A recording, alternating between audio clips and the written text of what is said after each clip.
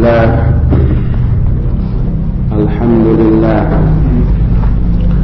Wassalatu wassalamu ala Rasulillah Muhammad ibn Abdillah wa ala alihi wa ashabihi wa mawala wa man tabi'ahum bi ihsan ila yaumil qiyamah wa ba'd. Hadirin ikhwati fillah, azani Allah wa iyyakum. Kita akan lanjutkan kembali kajian kitab Al-Manhajus Syar'i. Kita sudah membahas fitnah yang ketiga, yaitu ta'assub dan hawa nafsu.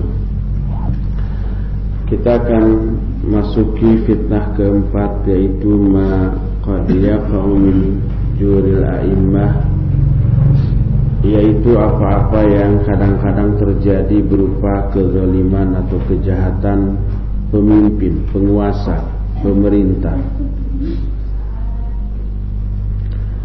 Di antara perkara yang menimpa sebagian kaum muslimin di beberapa negeri Islam adalah kediktatoran ulil amri kepada rakyatnya dengan bentuk-bentuk kejahatan kemanusiaan. Maka apabila rakyat diuji dengan kezaliman pemimpinnya, penguasanya atau pemerintahnya, maka tidak halal bagi rakyatnya dalam keadaan bagaimanapun untuk menghadapinya dengan api kezaliman, untuk menghadapi api kezaliman itu dengan api pemberontakan. Karena api tidak bisa dipadamkan oleh api lagi. Cara yang benar secara syariat menghadapi hal itu adalah dengan sabar. Nabi alaihi salatu wassalam bersabda, "Satarawna ba'di umuran tunkirunaha." Kalian akan melihat sepeninggalku beberapa perkara-perkara yang kalian ingkari.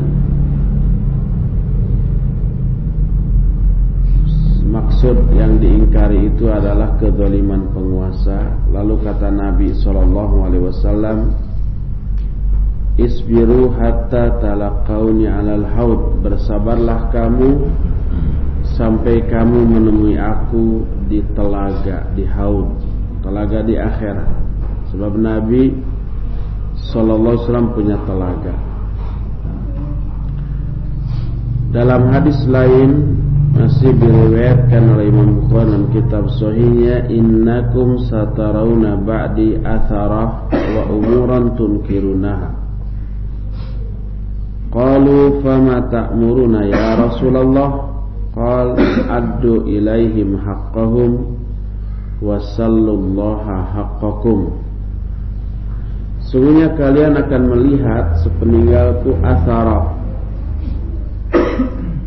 dan perkara-perkara yang kalian ingkari. Nanti atharah dijelaskan. Mereka bertanya, "Apa perintahmu kepada kami, wahai Rasulullah?" Beliau menjawab, "Tunaikan kepada mereka hak mereka dan mintalah kepada Allah hak kalian." Mereka yang dimaksud di sini penguasa. Atharah maknanya adalah al-infiradu bisyai' al-mushtarak duna ma yashrikuhu fihi. Atharah itu adalah menyendiri, infirad, menyendiri dalam menguasai sesuatu yang milik bersama, hak bersama, tanpa melibatkan orang lain yang sama-sama punya hak. Bahasa kitanya apa ini? Monopoli. Bukan monopoli permainan tadi. Monopoli itu menguasai sesuatu yang menjadi hak bersama. maknanya annahu yata'atharu alaihim bima lahum fihi isyirakun fil istihqaq. Maknanya dia memonopoli atas mereka terhadap sesuatu yang mereka pun secara bersama-sama memiliki hak terhadap yang dikuasai itu. Bahasa kitanya monopoli. Jadi kata Rasulullah SAW, kalian akan melihat sepeninggalku tindakan monopoli dari penguasa dan perkara-perkara yang ingkar yang dilakukan oleh penguasa. Lalu apa perintah beliau? Tunaikan hak mereka dan mintalah kepada Allah hak kalian. Sabar. Dalam hadis yang diterima dari Ibnu Abbas radhiyallahu anhuma, dia berkata, qala Nabiullah man ra'a min amirihi syai'an fakarihahu falyasbir fa innahu laysa ahadun yufariqul jama'ata shibran fayamut illa mata mitatan jahiliyah.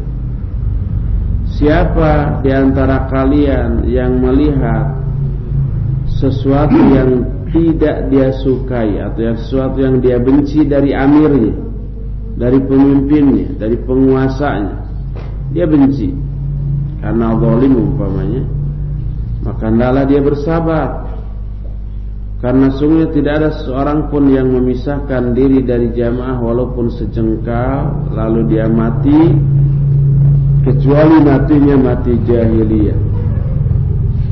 Hadis ini juga sahih riwayat Imam Bukhari. Hadis lain dari Ubadah bin As-Samit radhiyallahu an, Nabi alaihi salatu wasallam bersabda, isma wa ati fi usrika wa yusrika wa manshatika wa makrahika wa atharatin alaika wa in akalu malaka wa darabu dhahrak. Kata Nabi sallallahu alaihi wasallam, dengarlah dan taatilah penguasa, baik dalam keadaan sulitmu atau dalam keadaan mudahmu, dalam keadaan kita kesulitan atau kemudahan, taati. Dalam hal yang menyenangkanmu atau dalam hal yang kamu benci, dan dalam hal monopoli mereka kepada kalian, sekalipun mereka yaitu para penguasa itu memakan hartamu dan memukuli punggungmu. Ini zalim kan? Harta dirampas, fisik kita dizalimi, dipukul, tetap wajib mendengar dan taat selama dia tidak keluar dari keislaman.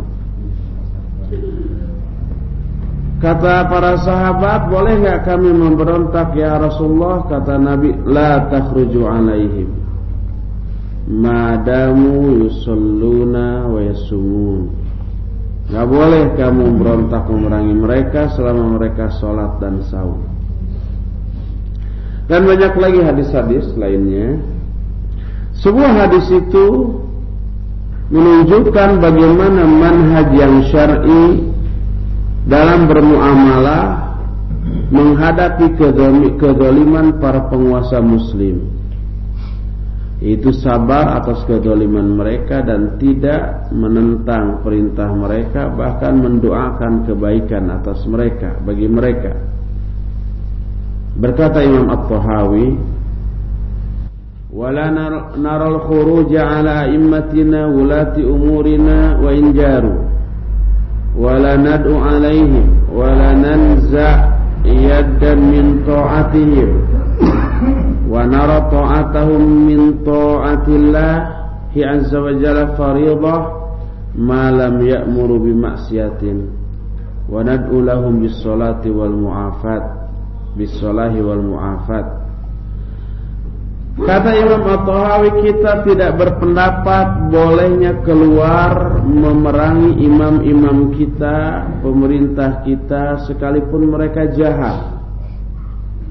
Kita pun tidak berdoa untuk kecelakaan mereka. kita pun tidak mencabut tangan kita dari ketaatan kepada mereka, dan kita melihat ketaatan kita kepada mereka bagian dari ketaatan kita kepada Allah yang wajib. Ayatnya adalah atiullah wa atiur rasul wa ulil amri minkum. Selama mereka tidak memerintahkan kepada yang maksiat, wa nad'u lahum bis-shalah wal mu'afat, dan kita mendoakan mereka agar mereka soleh dan sehat. Ini dijelaskan dalam kitab Al-Aqidah At-Tahawiyah halaman yang ke-11. Berkata, diperjelas lagi oleh Al-Imam Muhammad bin Abdul Wahhab rahimahullah tentang manhaj ini. Kata beliau, madhabu ahli sunnati wal jamaah annal umara al-zalamah musyarikuna fima yahtaju ilaihim fihi min ta'atillah, fayusalli khalfahum wa yujahidu ma'ahum wa yusta'anu bihim fil amri bil ma'ruf wan nahyi 'anil munkar, wa man hakama minhum bi adlin nafadha hukmahu, wa in amkana tawliyata birrin lam yajuz tawliyata fajir, fayastahiduna fi ta'ah bihasbil imkan, kama qala ta'ala fattaqullaha mastata'tum, fa idza ijtama'a salahun wa fasadun rajjahu ar-rajiha minhuma, wa qalla man kharaja ala dini sultan illa kana ma tawallada an fi'lihi min asy-syarr a'dham min al-khair fala aqamu dinan wala abqau dunya, wa in kana fihim khalqun min ahli al-ilmi wad-din, wa hadha mimma yubayyinu anna ma amara bihi sallallahu alaihi wasallam min as-sabr ala juril a'immah huwa al-aslah. Hublah sakit. Madhab ahlu sunnah wal jamaah menyatakan bahwa umara-umara yang zalim sama-sama oleh rakyatnya dibutuhkan, dan mentaatinya bagian dari ketaatan kepada Allah.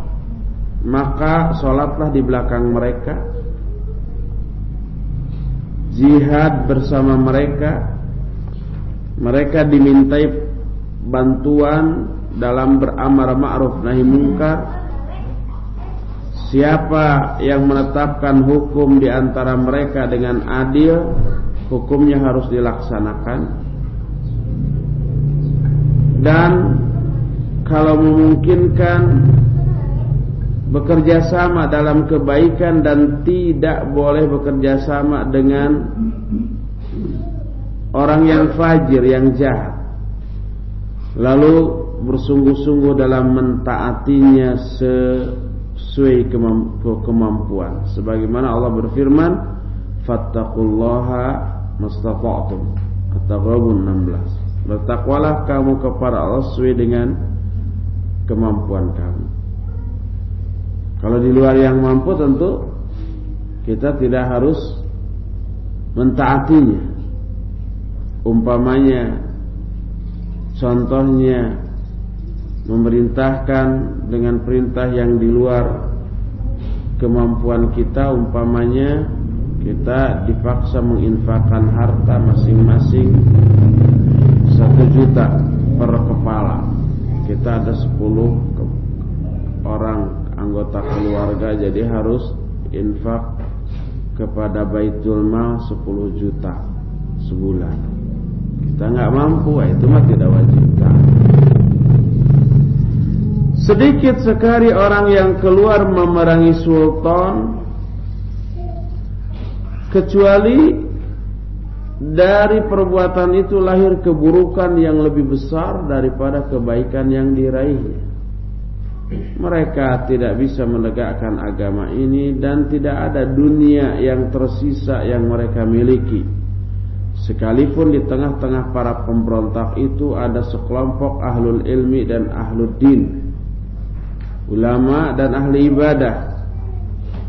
Dan inilah di antara alasan yang menjelaskan bahwa Rasul sallallahu alaihi wasallam memerintahkan sabar menghadapi pemimpin yang jahat, karena sabar itu lebih maslahat. Pembuat syariat akan memerintahkan perkara yang membuat lebih maslahat bagi kaum muslimin. Kalau ada penguasa umpai jahat, ada dua pilihan, berontak atau sabar. Mana yang lebih maslahat? Sabar.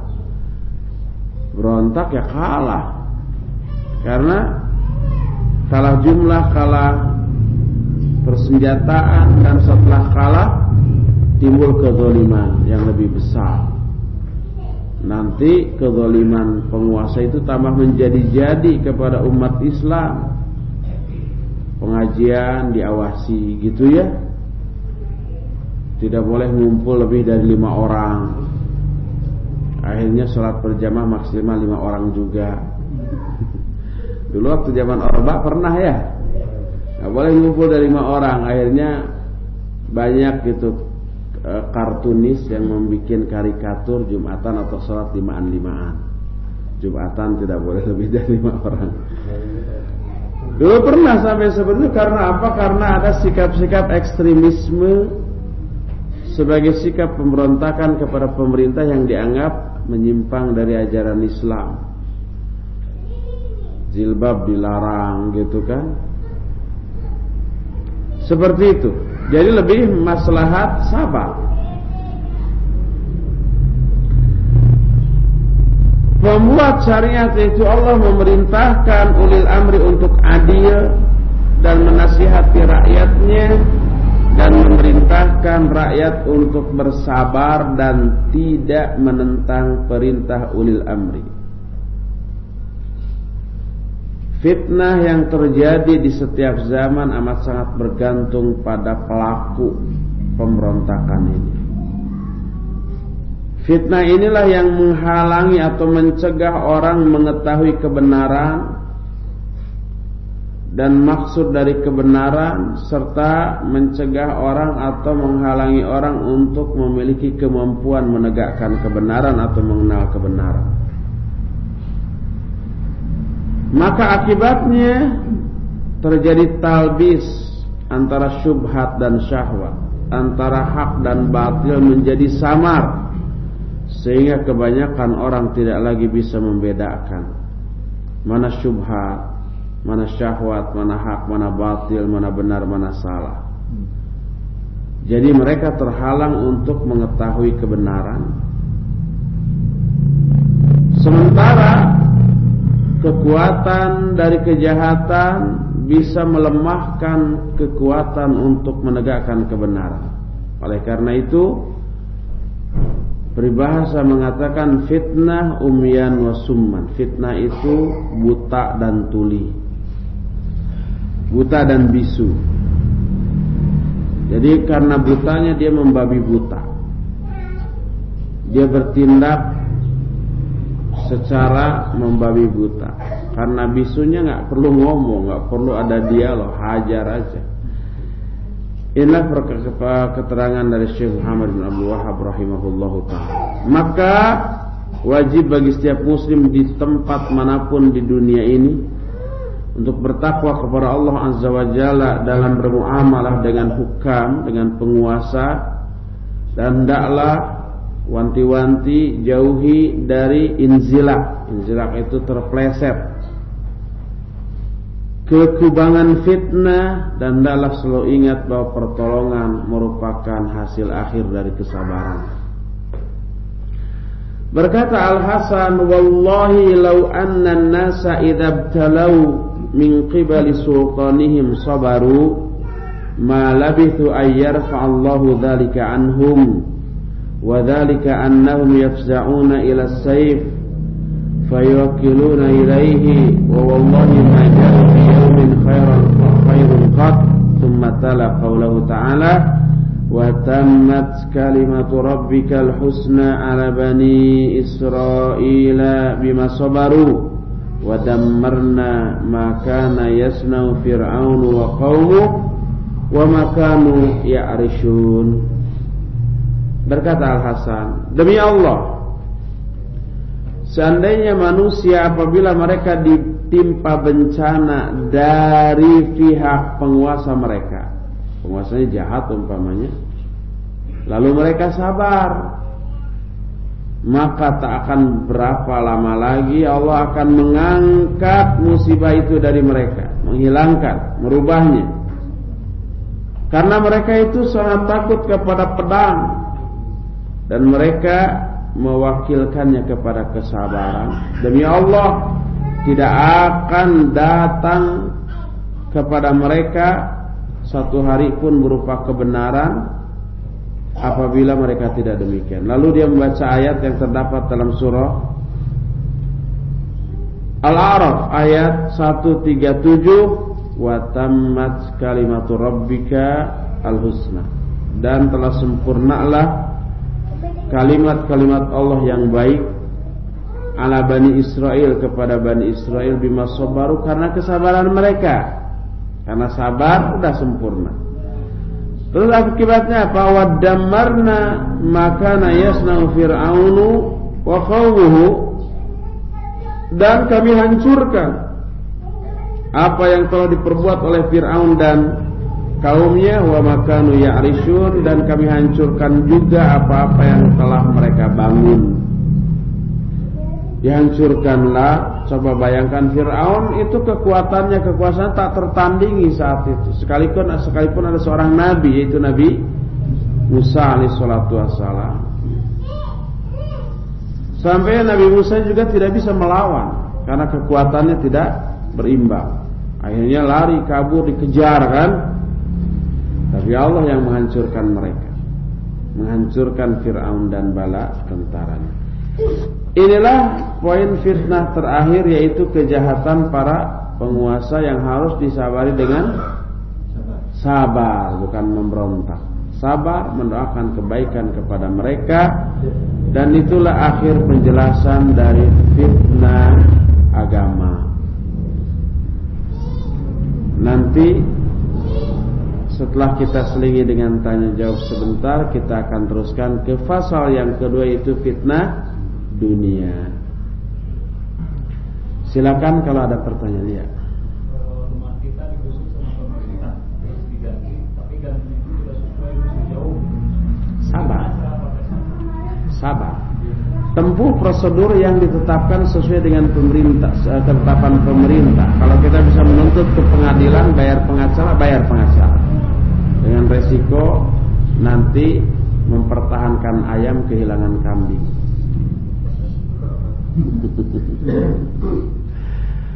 Ya gimana lagi ya. Tadi jangankan begitu ya, digusur tapi diganti, ya lumayan kan, walaupun gantinya nggak sesuai. Harga rumah kita 1 miliar diganti cuma 1 juta umpamanya. Tadi disebutkan walaupun mereka merampas harta kamu dan memukuli punggungmu, ya sudah sabar, gimana lagi. Jangan memberontak, Ustaz. Boleh memberontak tapi mati kita. Konyol. Gimana? Yang paling maslahat sabar. Nangis silakan nangis, berdoa silakan berdoa, tapi tetap sabar. Ada lagi? Iya. Kita wajib sabar ketika ada perintah dari pemerintah dan selama tidak dalam kemaksiatan. Begitu yang perintah tetapkan pajak. Iya, ketika pemerintah melaksanakan pajak, pajak ini kezalimannya di bawah merampas tadi dan memukul. Ya. Ada 2 pilihan, kita tidak bayar dengan resiko dipidana menggelapkan pajak. Umpama kita buka usaha, dari usaha itu kan 10% pajak kan. Ada pajak, ada 2 macam pajak itu. Pajak jual beli si konsumen yang bayar, kita memakan 100.000 PPN, bayarnya 110.000, yang 10.000 pajak. Tapi itu ditarik oleh penjual, nanti penjual harus store ke pemerintah sebagai pajak. Terus mereka sendiri yang usaha dipajak juga, jadi double. Oleh karena itu, maka itu menurut aturan pemerintah, hak pemerintah. Ketika kita nggak bayar, kita dituduh menggelapkan uang pajak yang menjadi hak pemerintah, maka dipidana kita. Jadi ada dua opsi, dua pilihan bagi kita. Kita nggak bayar, tapi dengan risiko di penjara. Atau kita bayar, bukan karena menganggap pajak itu benar, tapi untuk menghindari kemadaratan tadi. Daripada di penjara sudahlah bayar. Maka itu yang harus kita lakukan. Seperti umpama kita punya mobil ya, motor atau mobil, itu ada pajaknya tiap tahun tuh. Boleh kita nggak bayar. Apa resikonya? Ditilang kalau ada tilang. Mana suratnya? Dilihat, oh pajaknya nggak dibayar. Ditilang kita. Boleh setiap nggak perlu bayar pajak, tapi setiap ada razia kita ditilang. Gitu, boleh silakan. Sikap kita membenci berarti. Jangan benci pemerintah, benci pajaknya. Bagaimana dengan pemilu? Apakah kita wajib taat karena hal itu bisa menimbulkan kemaslahatan yang banyak? Pemilu dengan cara pemungutan suara dengan sistem demokrasi sekarang itu sesuatu yang menyimpang dari ajaran Islam. Karena apa? Karena kekuasaan milik Allah Tabarakalladzi biyadihil mulk. Jadi pemilu itu tidak ada contohnya dari zaman Nabi dan para sahabat. Yang ada ketika pemilihan siapa?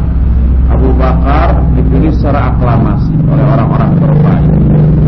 Ketika Umar ditunjuk oleh Abu Bakar. Ketika Umar meninggal, Umar membentuk semacam dewan formatur beberapa 6 orang, lalu ditetapkan oleh 6 orang itu. Seperti itu. Yang Islami karena mengikuti apa yang dilakukan oleh para sahabat, dan apa yang dilakukan oleh para sahabat itu menjadi nas yang boleh kita ikuti, yang harus kita ikuti. Pemilu dengan pemungutan suara di setiap orang, mereka menyamakan suara ulama besar yang soleh dengan suara seorang musyrik, kafir, ahli bid'ah, ahli maksiat, perampok. Nah suaranya sama kan. Kalau 10 orang, 2 orang umpamanya orang berilmu, 8 orang orang jahat, lalu mengadakan pemimpin. Siapa yang terpilih? Orang jahat. Kalau diadakan pemungutan suara seperti itu, maka itu tidak Islami. Maka hukum asal kalau tidak ada risiko apa-apa tidak ikut. Kalau tidak ada risiko apa-apa. Tapi kalau ada risiko, seperti kalau kita nggak ikut pemilu,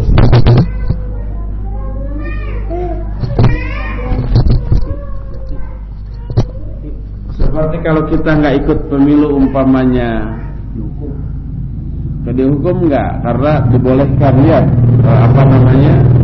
golput, asal tidak mengkampanyakan untuk golput gitu ya, tidak ngajak orang lain untuk golput, kita nggak diapa-apain. Paling nggak ada sanksi politik atau sanksi pidana, tapi ada sanksi sosial mungkin. Disebutlah teroris, disebutlah pemberontak. Akhirnya dakwah kita nggak didengar.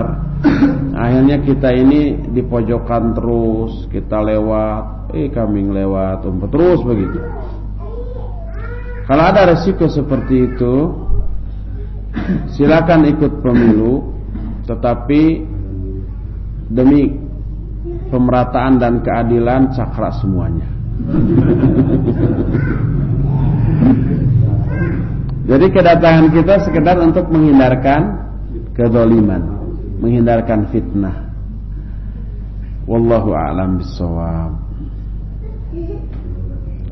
Tadi disebutkan menimbulkan banyak kemaslahatan. Iya, kemaslahatannya banyak, kemadaratannya juga banyak.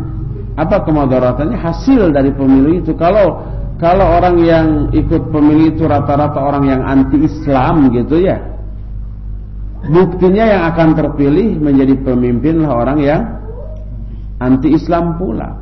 Nah coba di Indonesia, walaupun mayoritas Muslim, Tapi mayoritas muslim yang ahli bidah atau yang fasik gitu ya. Nah, rata-rata walaupun Islam anti terhadap ditegakkannya aturan Islam. Coba para wanitanya di Indonesia, lebih banyak yang bugil, lebih banyak yang menutup aurat. Oh, yang bugil itu. Persentasenya belum tentu ada 10% loh. Oleh karena itulah, maka pengalaman setiap pemilihan pemimpin dengan cara seperti itu tetap yang yarhamukallah terpilih menjadi pemimpin adalah orang yang nasionalis sekuler. Dulu ada 5 pasang calon presiden dan calon wakil presiden.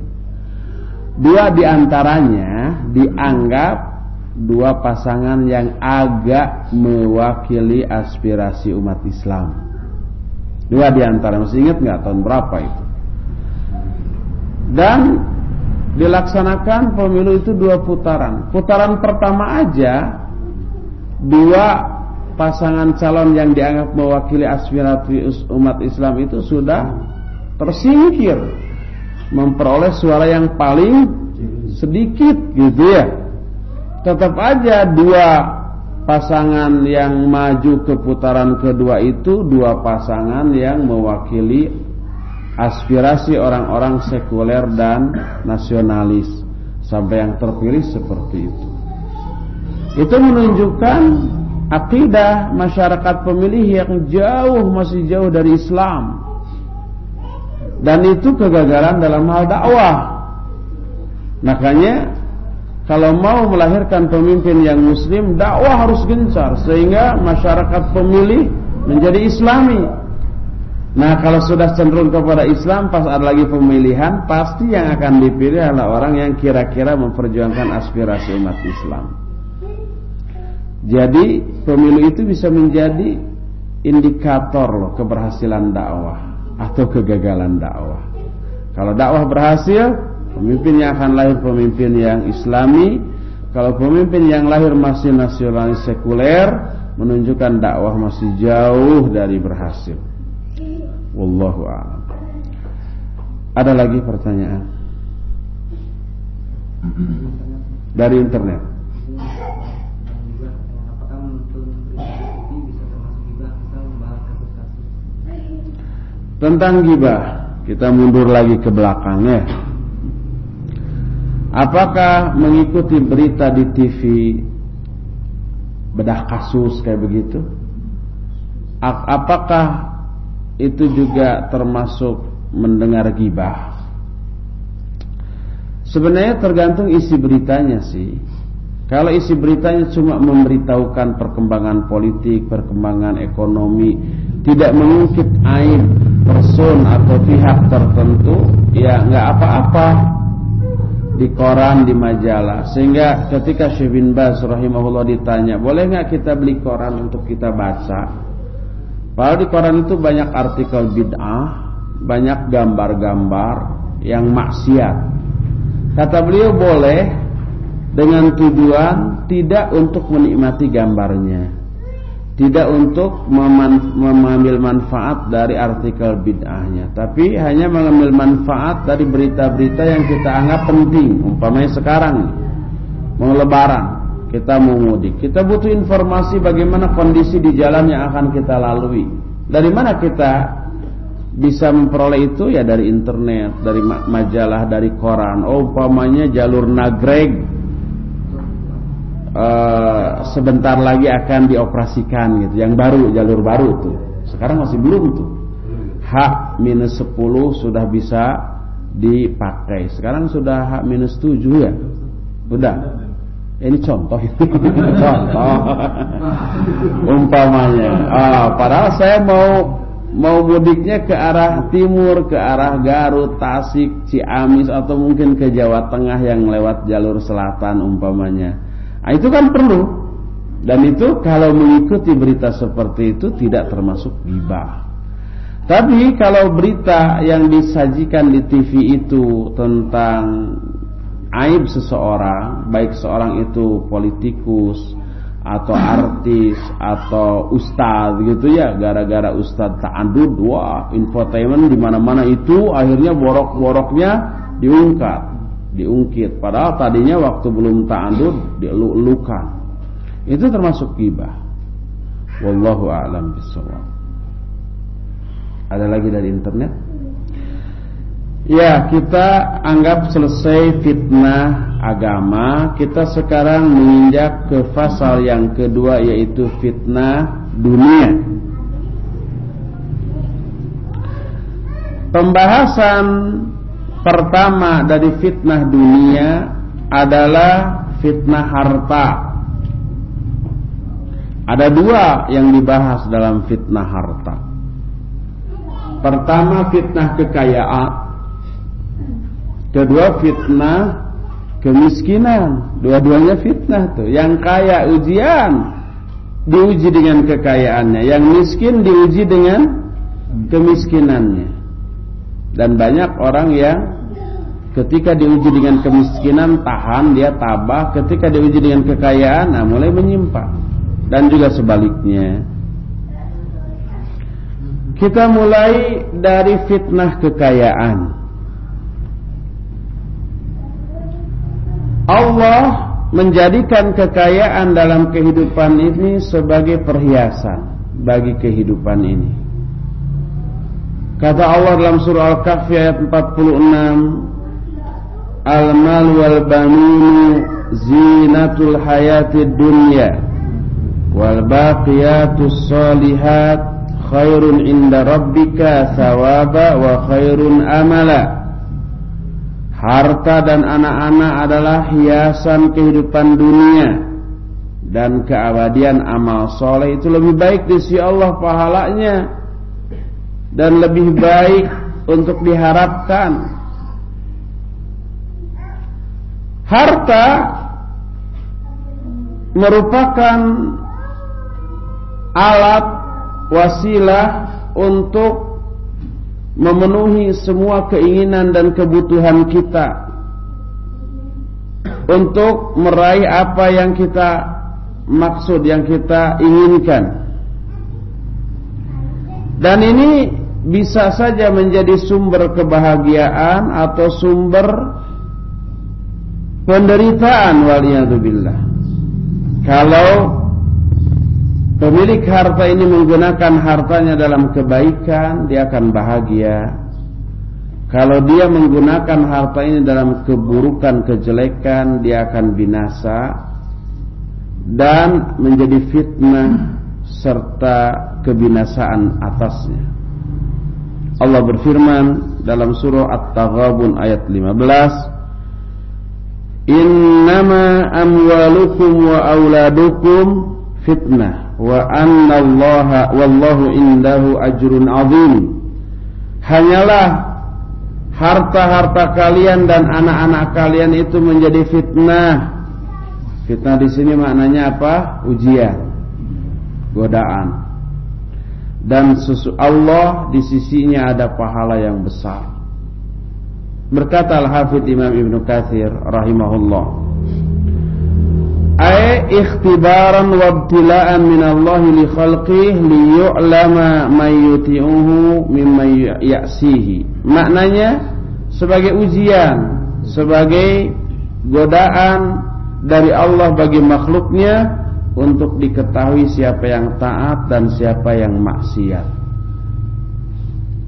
Dalam salah satu hadis yang diriwayatkan oleh Imam At-Tirmidzi dalam kitab Sunannya, disahihkan oleh Syekh Al-Albani rahimahullah, Nabi alaihi salatu wasallam bersabda, "Inna likulli ummatin fitnatan wa fitnatu ummati al-ma."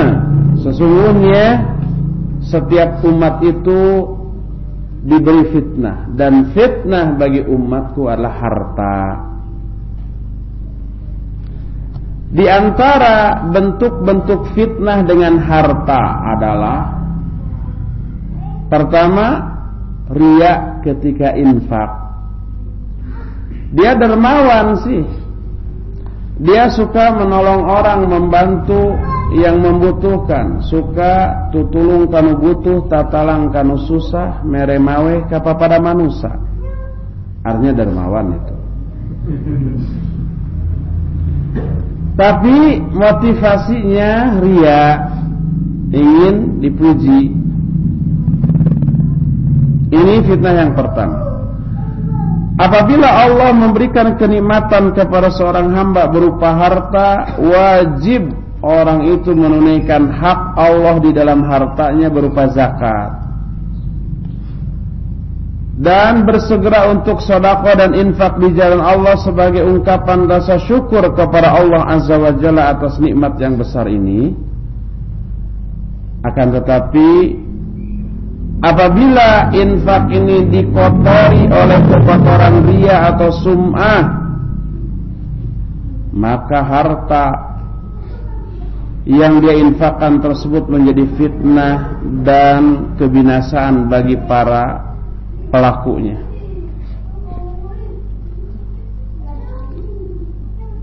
Sebuah hadis dari Abu Hurairah radhiyallahu an, Rasul sallallahu alaihi wasallam bersabda, "Inna awwalan nasi yuqda yaumal qiyamati alaihi rajulun ustushhida fa utiya bih fa'arrafahu ni'amahu fa'arafa qala fama amilta fiha qala qataltu fika hatta ustushhidtu qala kadzabta walakinnaka qatalta li ayyu qala jari'un faqad qil thumma umira bihi fasuhiba ala wajhi hatta ulqiya finnar wal iyadu billah." Kata Rasul sallallahu alaihi wasallam, sesungguhnya manusia yang pertama kali diperiksa pada hari kiamat adalah orang yang mati syahid. Dia didatangkan, dipanggil, diperkenalkan kepadanya nikmat-nikmat Allah, dia pun mengakuinya, lalu Allah bertanya, "Apa yang telah kamu lakukan dengan nikmat itu?" Dia menjawab, "Ya Allah, saya berperang di jalan-Mu sampai saya syahid." Allah menjawab, "Bohong kamu. Kamu memang berperang, tapi perangnya agar kamu disebut sebagai jari, pemberani, jagoan, pahlawan. Faqad qil, dan pujian itu sudah dikatakan kepadamu." Lalu orang itu disuruh agar diseret pada wajahnya, lalu dilemparkan ke dalam api neraka. Kedua, orang yang belajar ilmu dan mengamalkan, mengajarkannya dan membaca Al-Quran, dia juga dipanggil, diperkenalkan nikmat Allah kepadanya. Lalu ditanya, "Apa yang kamu lakukan dengan nikmat itu?"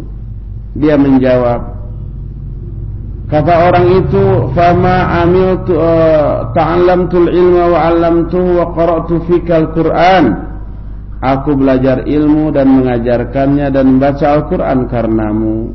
Allah menjawab, "Bohong kamu, dusta. Kamu belajar ilmu agar kamu disebut orang alim, agar kamu disebut sebagai ustaz beken, dai kondang, mubalig terkenal, dan kamu baca Al-Quran agar kamu disebut dengan sebutan qari." Faqad qil, dan itu sudah dikatakan.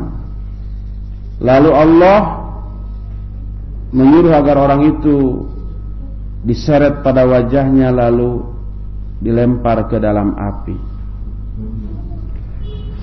Makanya ikhwan yang belajar ilmu, baca Al-Quran yang bacaannya bagus, hati-hati. Jangan menyengaja di hadapan orang banyak berbaca. Yang bagus saja umpamanya agar sum'ah, agar dipuji, itu sum'ah. Yang salah juga yang bacaannya kelihatan baru lelengkah halu, kata orang Sunda ya. Lelengkah halu itu artinya anak yang baru belajar berjalan, selangkah, dua langkah, tiga langkah, gedebut, bangkit lagi, langkah lagi, gedebut. Orang yang baru baca Al-Quran kelihatan bahwa dia lelengkah halu. panjang pendeknya keliru, salah. Sudah salah dikerasin lagi, maka itu bisa jadi sum'ah. Jangan. Yang ketiga, nah ini yang ada kaitannya dengan yang kita bahas. Wa rajulun wassa'allahu alaihi wa atahu min asnafil mali kullihi. Orang yang Allah luaskan rizkinya, pemberiannya, Allah berikan harta yang berlimpah kepadanya. Dipanggil orang ini, diperkenalkan nikmat-nikmat Allah kepadanya dan dia mengakuinya. Lalu Allah bertanya, apa yang kamu amalkan dengan harta itu? Dia menjawab, ma taraktu min sabilin tuhibbu ayyunfaqa fiha illa anfaqtu fiha laka. Kata orang itu, tidak ada satu jalan pun yang aku biarkan yang engkau suka untuk berinfak di jalan itu, kecuali aku pasti infak di sana. Ada yang mau membebaskan tanah wakaf untuk masjid, masuk. Ada yang butuh umpamanya untuk kepentingan dakwah, kepentingan daurah, infak. Ada umpamanya orang yang sedang kesulitan, sedekah. Pokoknya momen-momen yang Allah cintai untuk bersedekah di dalamnya, orang itu infak dan sedekah. Allah menjawab, kadzabta, bohong kamu, dusta kamu. Kamu betul infak, tapi kamu melakukan itu agar kamu ini disebut sebagai orang dermawan. Jadi motivasi dia ingin pujian, ingin dikenal sebagai orang yang dermawan, dan pujian itu telah dikatakan. Lalu Allah pun memerintahkan agar orang itu diseret pada wajahnya sampai dilemparkan ke dalam api neraka. Waliyadzubillah. Inilah fitnah yang pertama dari harta, yaitu riya di dalam berinfak. Tapi dari sini jangan sampai takut, saya mah kalau mau infak tuh takut riya, akhirnya nggak infak. Itu dalil orang pelit. Kamu harta banyak nggak mau infak. Dengar nggak Ustaz menjelaskan, ada hadisnya. Kalau infak riya itu neraka loh. Jadi daripada infak sambil riya, lebih baik nggak infak. Itu pelit itu. Kedua, fitnah kedua adalah al-insyighal bihi an dzikrillah. Terlalu sibuk dengan harta sehingga lalai dari zikrullah, dari ibadah, dari sholat, dari thalabul ilmi. Kebanyakan orang-orang yang jarang ngaji karena apa? Sibuk dengan kerja. Jangan sampai seperti itu. Kalau pekerjaan kita sopir angkot, pas waktunya ngaji berhenti dulu, angkut penumpang semua ke pengajian.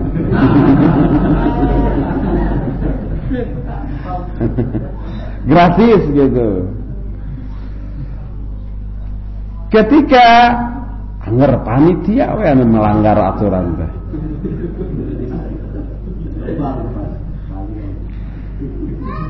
Ketika hati manusia tidak kosong dari kesibukan mencintai harta, maka hal itu menjadi sumber fitnah baginya. Maka kita lihat pemilik harta selalu berada dalam kesibukan yang melalaikan. Pas masa-masa adzan zuhur, pas masa-masa marema. Marema itu banyak pembeli pas adzan. Waduh, salat dulu atau jualan dulu. Salat dulu, kalau umpah salat dulu ini bisa pindah ke toko lain, keuntungan bakal lepas. Tapi kalau umpamanya ini dulu dilayani, berjamaah bisa lepas. Mending berjamaah, mending keuntungan. Kan begitu tuh. Kecuali orang-orang yang dirahmati oleh Allah. Allah berfirman dalam surah Al-Munafiqun ayat yang ke-9, ya ayyuhalladzina amanu la tulhikum amwalukum wala auladukum an dzikrillah wa may yaf'al dzalik faulaika humul khasirun. Hai orang-orang yang beriman, janganlah harta-harta kalian dan anak-anak kalian melalaikan kalian dari zikrullah. Yang dimaksud zikrullah di sini adalah salat. Aqimis sholata li dzikri. Tegakkan salat untuk mengingatku. Mengingat Allah maksudnya salat. Janganlah harta-harta kalian dan anak-anak kalian melalaikan kalian dari zikrullah. Siapa orang yang berbuat demikian, maka merekalah orang-orang yang rugi. Mereka sibuk dengan mengumpulkan harta dan mengembangkannya sampai menghabiskan seluruh waktu dan perhatiannya. Sampai kalau toh sholat juga ke bawah-bawah dalam sholat. Allahu Akbar, tadi yang laku apa aja ini. Berarti kira-kira keuntungan kan 20% tuh. Yang terjual sekian, keuntungan sekian. Kegaji nggak di karyawan? Begitu. Ini berbahaya loh. Sebuah hadis dari Abu Hurairah radhiyallahu anhu, Nabi alaihi salatu wasallam bersabda, "Ta'isa 'abdud dinar wa 'abdud dirham wa 'abdul khamisah, in u'tiya radiya wa illam yu'ta sakhita."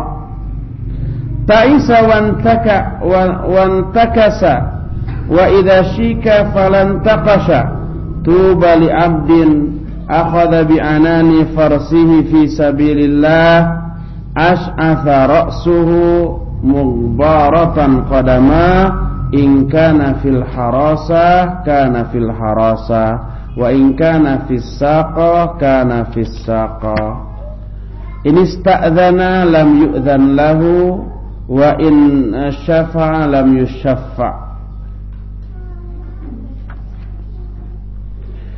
Kata Nabi SAW, celaka hamba dinar, hamba dirham, hamba pakaian. Sekarang gak ada lagi dinar dirham. Hatta di Mekah Madinah bukan dirham tapi real. Celaka hamba rupiah, celaka hamba dolar, hamba euro, hamba real, dan hamba pakaian. Maksudnya orang yang cinta kepada uang, kepada pakaian. Setiap ada pakaian model baru harus dia yang pertama kali beli itu, nggak boleh ketinggalan. Tanda-tanda abdud dinar, abdud dirham, abdul khamisah itu in u'tiya radiya wa ilam yu'ta sakhita. Kalau dia diberi, dia ridha, dia senang, dia suka kepada si pemberi. Tapi kalau tidak diberi, dia ngambek, dia pundung, dia marah. Jadi kalau ada orang umpamanya itu, tolong saya butuh bantuan nih, pinjem ke atau minta. Kalau diberi, waduh seneng. Tapi kalau enggak, udah musuh, saya nggak mau negor lagi kamu selama-lamanya. Itu yang disebut dengan abdul dinar, abdul dirham, abdul khamisah, dan yang seterusnya. Dan itu orang yang cinta kepada harta. Sebaliknya nih, orang yang sebaliknya, kata Nabi SAW, tuba li abdin, bahagialah seseorang. Tuba ini satu tempat yang indah di surga, lembah yang indah di surga. Kalau di neraka apa namanya? Wail. Kalau di surga tuba. Tuba ini pohon tuba itu pohon yang amat sangat rindang di surga. Kerindangannya luar biasa menyenangkan. Dia mengambil bagian kudanya di jalan Allah. Kepalanya as'af. As'af itu artinya lusuh, kusut. Mughbaran qadamah, kedua kakinya berdebu karena perang kan. In kana fil harasah kana fil harasah wa in kana fis saqah kana fis saqah.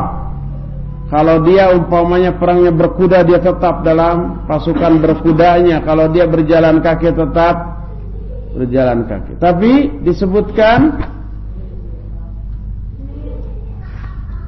in ista'dzana lam yu'dzan, karena saking dia itu kumalnya, lusuhnya gitu ya. Kalau dia minta izin untuk masuk bertamu, dia tidak diizinkan. Kalau dia minta pertolongan, dia tidak akan ditolong.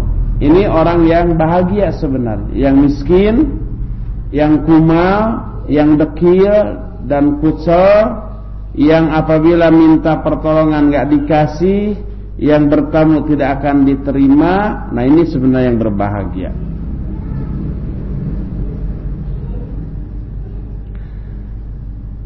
Setepat-tepat permisalan bagi orang yang memiliki harta adalah apa yang Allah terangkan dalam Al-Quran tentang Qarun. Qarun ini orang kaya di zaman Fir'aun, zaman Nabi Musa. Sebab di zaman itu ada 3 tokoh di 3 yang berbeda: Fir'aun, Qarun, dan Haman. Haman itu teknokratnya, Qarun itu hartawannya, pengusaha, konglomerat. Qarun penguasa, Fir'aun penguasa, raja. Qarun itu hartanya amat sangat banyak, sampai di dalam kitab-kitab tafsir kunci gudang Qarun itu, kunci gudangnya bukan hartanya, itu harus diangkut oleh 12 ekor keledai.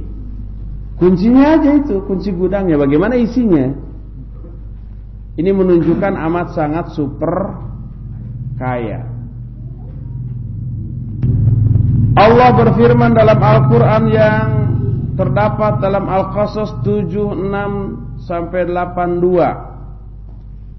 Inna Qaruna kana min qaumi Musa fabagha alaihim wa atainahu minal kunuz ma inna mafatihahu latanu bil usbah ulil quwa idh qala lahu qaumuhu la tafrah innallaha la yuhibbul farihin wabtaghi fima ataqallahu daral akhirah wa la tansa nasibaka minad dunya wa ahsin kama ahsanallahu ilaik wa la tabghil fasad fil ard innallaha la yuhibbul mufsidin. Qala innama utituhu ala ilmin indi awalam ya'lam anna allaha qad ahlaka min qablihi minal qurun man huwa ashaddu minhu quwwah wa aktsaru jam'an wa la yus'alu an dhunubihimul mujrimun fa kharaja ala qaumihi fi zinatihi qala alladhina yuriduna alhayata ad-dunya ya laita lana mithla ma utiya qarun innahu ladhu hadin 'azim wa qala alladhina utul ilma wailakum thawabullahi khairun liman amana wa amila saliha wa la yulaqqaha illa sabirun fa khasafna bihi wa bidarihi al-arab fama kana lahu min fi'atin yansuruna min dunillah wa ma kana minal muntasirin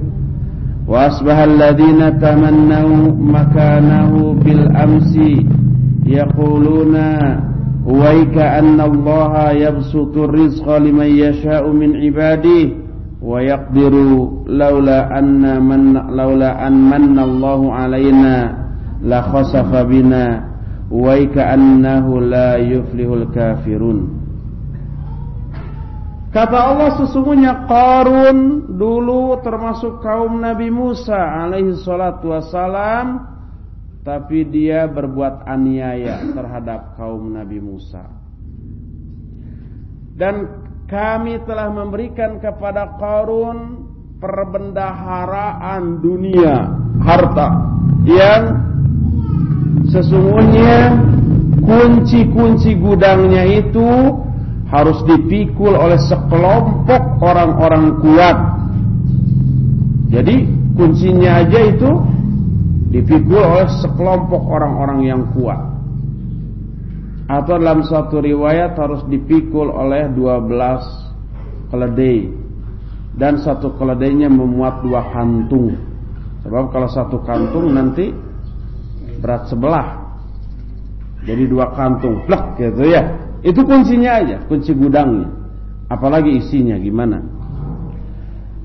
Ketika berkatalah kaumnya kepada Qarun, jangan kamu berbangga diri, sungguhnya Allah tidak menyukai orang yang berbangga diri. Dan carilah oleh kamu apa-apa yang Allah berikan kepada kamu dari kebahagiaan akhirat, tapi jangan kamu lupakan bagian kamu di dunia, dan berbuat baiklah sebagaimana Allah telah berbuat baik kepada kamu. Dan jangan kamu mengadakan kerusakan di muka bumi, karena sungguhnya Allah tidak menyukai orang-orang yang berbuat kerusakan. Berkata Qarun, diingatkan gitu tuh ngomongnya gini, hanyalah aku diberikan harta ini karena ilmu yang aku miliki. Ini murni hasil ilmuku, kemampuanku, hasil ikhtiarku sendiri. Itu kata si Qarun. Tidakkah dia tahu bahwa Allah telah menghancurkan orang-orang sebelum dia dari generasi-generasi terdahulu yang memiliki kekuatan lebih besar dan harta yang lebih banyak, dan tidaklah ditanya dia tentang dosa-dosa mereka yang berdosa tersebut. Maka keluarlah Qarun menemui kaumnya dengan memakai perhiasan. Pakaiannya mewah, perhiasannya terpakai di tangan, di kaki, di leher, di telinga, mungkin di semua anggota tubuhnya. Pokoknya gagah dan mewah, megah. Andai saat itu ada Mercy, mungkin sudah dibeli Mercy terbaik, termahal, seharga 10 miliar meureun. Berkatalah orang-orang yang menginginkan kehidupan dunia, orang yang cinta dunia, melihat si Qarun kayak begitu, dia berkata, ya laita lana misla ma utiya Qarun innahu ladzu hadzin azim. Aduh, itu kapan ya kita seperti si Qarun gitu ya? Kapan ya kita seperti itu? Sungguhnya Qarun itu orang yang memiliki kekayaan yang sangat besar. Kabita dia, tergiur dia, terobsesi dia ingin menjadi si Qarun. Kekayaannya kayak begitu. Tapi berkatalah orang-orang yang sudah diberi ilmu. Nah, orang yang berilmunya beda komentarnya, celaka kamu. Ini ngomong kepada orang yang komentarnya kabita oleh si Qarun tadi. Orang yang berilmu mengatakan pahala Allah lebih baik bagi orang-orang beriman dan beramal soleh, dan itu tidak akan diraih kecuali oleh orang-orang yang sabar. Fa khasafna bihi wa bidarihi al-arab. Maka seketika itu kami benamkan si Qarun dan rumahnya ke dalam tanah. Fama kana lahu min fi'atin yansurunahu min dunillah wa ma kana minal muntasirin. Maka tidak ada satu pasukan pun yang bisa menolongnya selain Allah, dan mereka tidak akan tertolong. Jadi diamblaskan itu si Qarun, dirinya, rumahnya, semua hartanya amblas ke dalam bumi.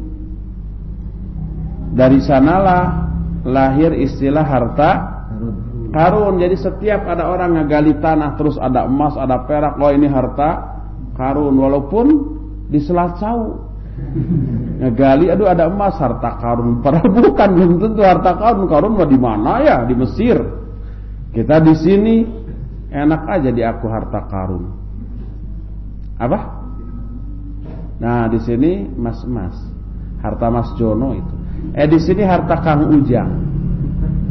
Kalau di Jawa iya harta Mas Paiju. Inilah fitnah harta yang kedua, yaitu sibuk untuk menggolangkan dan mengurus harta. Nah, fitnah harta ini belum selesai nih, nanti masih seru. Kita break dulu sebentar, kira-kira 20 menit gitu ya. Jam 10 kita akan teruskan lagi. Dan pertanyaan nanti dijamak pada sesi yang kedua.